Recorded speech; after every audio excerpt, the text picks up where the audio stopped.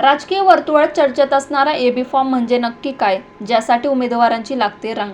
महाराष्ट्रात निवडणुकीची रणधुमाळी सुरू आहे. महानगरपालिकेसाठी सर्वच राजकीय पक्षांनी आपल्या उमेदवारांची घोषणा केली. मंगळवारी उमेदवारांनी आपले अर्ज दाखल केले. मात्र एबी फॉर्म मिळाल्यावरून वादविवाद झाले, रुसवे-फुगवे दिसले. अनेक कार्यकर्त्यांना तिकीट न मिळाल्यामुळे गोंधळ पाहायला मिळाला. निवडणूक आणि राजकीय घडामोडींमध्ये सध्या एबी फॉर्म हा शब्द परवलीचा झाला आहे. उमेदवारांची धाकधूक वाढवणाऱ्या या कागदाचा नेमका अर्थ आणि ताकद काय आहे हे सोप्या भाषेत समजून घेऊया. एबी फॉर्म म्हणजे नक्की काय? निवडणूक आयोगाच्या नियमानुसार एखादा उमेदवार केवळ त्या पक्षाचा कार्यकर्ता असून चालत नाही, तर तो पक्षाचा अधिकृत उमेदवार आहे हे सिद्ध करण्यासाठी एबी फॉर्म आवश्यक असतो.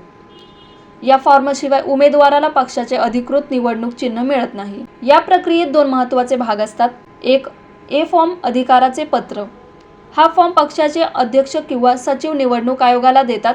यात अधिकृतपणे कळवले जाते की पक्षाच्या वतीने कोणाला उमेदवारी देण्याचा आणि बी फॉर्मवर स्वाक्षरी करण्याचा अधिकार आहे. हा एक प्रकारे पॉवर ऑफ अटर्नी सारखा असतो. दुसरा, बी फॉर्म उमेदवारीवर शिक्कामोर्तब. हा सर्वात महत्त्वाचा कागद असतो. यात उमेदवाराचे नाव, पत्ता तर मतदारसंघाचा उल्लेख असतो. पक्षाची पहिली पसंती असलेल्या व्यक्तीचे नाव यात असते.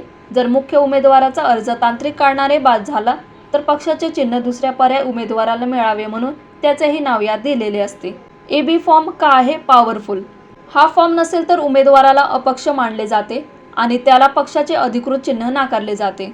जर उमेदवाराने पक्षाचा दावा केला पण एबी फॉर्म सादर केला नाही तर न्यायालयही त्या उमेदवाराचा पक्षावरील दावा मान्य करत नाही. हा फॉर्म मिळणे म्हणजेच पक्षाने त्या उमेदवाराच्या नावावर अंतिम शिक्कामोर्तब करणे होय. जर निवडणूक राज्यसभा किंवा विधान परिषदेची असेल तर याच फॉर्मला ए आणि बीबी असे म्हणले जाते. उमेदवारी अर्ज भरण्याच्या शेवटच्या क्षणापर्यंत एबी फॉर्मसाठी मोठी रस्सीखेच चालते, कारण या फॉर्ममुळेच उमेदवाराचे राजकीय भविष्य ठरते.